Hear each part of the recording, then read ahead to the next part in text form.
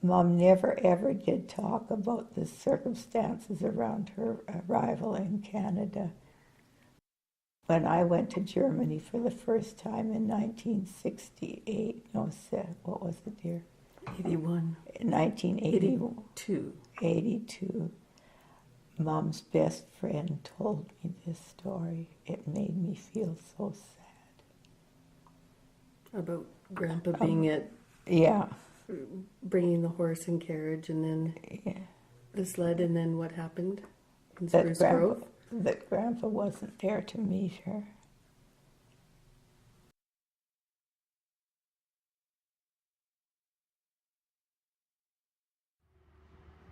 I moved into Macaulay in 1992. One day my parents came to visit and we went walking down Church Street. Suddenly, Mum stopped in front of St. Peter's Lutheran Church and pointed at the door. The door! That's the door in Mum and Dad's wedding picture. They must have got married here. Yes, it is St. Peter's Lutheran Church. And as we stood there, she told us this story. Anna, my mom, and Victor, my dad, didn't meet until Mom came to Canada to marry him. In Germany, Mom was a secretary. Her boss and Victor knew each other. And in 1930, Victor wrote her boss and said he needed a wife in Canada. He said, "Canada is great, but I need a helpmate." The boss asked Anna if she was interested. Anna researched Victor. He had a degree in agriculture. He played music. He sang, he could paint. He came from a family that had once been very wealthy. Anna met his parents. Yes, she decided she would go to Canada and marry this man who was sure to make a good life for them. When Mom left Germany to come to Canada, her mother said to her, "You have made your bed, now you go lie in it."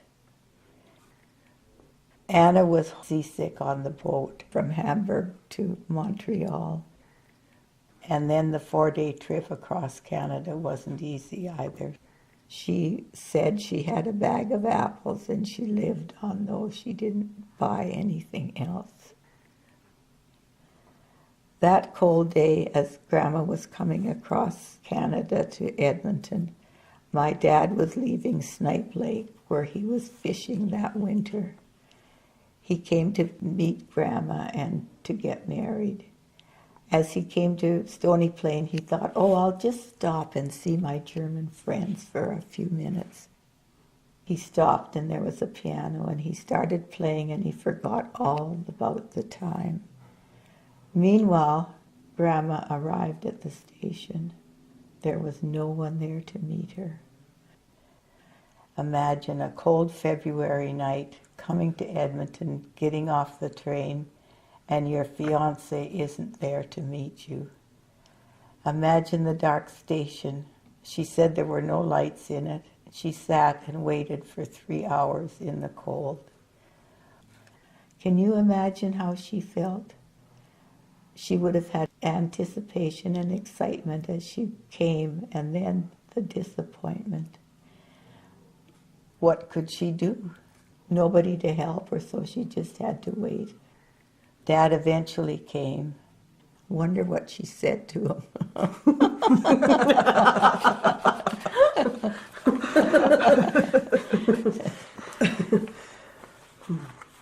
3 days later, they were married.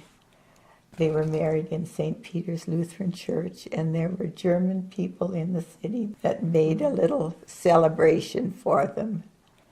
Mom looked happy in the wedding pictures. I'm sure she put on a smile. Mom's father died when the family was young. There were 4 preschool children, and her mother worked very hard to make a life for them, her son and her 3 daughters. They worked very hard in the vineyards. Dad, on the other hand, had been raised in luxury. He had his own tutor for his schooling, and he had his grand piano, And he had his painting classes, and he had his luxury cottage in the summertime.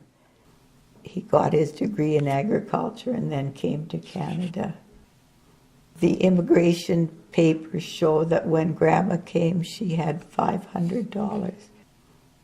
And when Dad came, he had $15. On their wedding day, Mom brought her own wedding gown that she had made, and Dad wore a borrowed suit. After they were married, they got into the wagon and the sled, and the horses pulled them up to Snipe Lake, where Grandpa was fishing for his living. Grandma had a trousseau with her, 2 big walnut wooden boxes filled with linen tablecloths, nice bedding, crocheting that Grandma had done, needlework that she had done. There was silver, there was china. She brought wonderful things with her. She worked very hard for them, and she came to Canada with great expectations. He had a sod shack with a sod roof, no floor. Can you imagine her, the new bride, coming into an environment like that? But she kept hoping that things would be better. Things will be better, they'll be better. They moved to Beaver Lodge in the spring, and eventually they used Mom's money to buy land at Elmworth and farmed there. They had 4 children, my older sister and brother, and then my younger brother and myself. We had a happy time growing up. What I remember of Mom and Dad mostly was that Mom was always game to get involved with us kids and to have fun, play games. Dad, on the other hand, would just read or play the piano, but he wasn't involved with us. In his later years, he said his greatest disappointment in his life was that he didn't take an interest in his children. But I do remember he used to play the piano when we were going to sleep at night. And I have memories of I'll Take You Home Again, Kathleen, and Christmas carols that he sang. He sang O Holy Night, and he had a wonderful voice. It took 20 years before my mother ever had a chance to return to Germany to visit her family. By then, her mother and her older sister were dead, and her older brother had had to serve in the war. Did Grandma and Grandpa love each other? I don't think so. Oh. I think they were committed to each other. Mm-hmm. I think in later years there was some affection between them. We have a picture of their 35th wedding anniversary. Neighbors came down and took the picture of them. And they said to Dad, "Hold her hand." And Mom's got her hand up and he's holding it. It looks so awkward.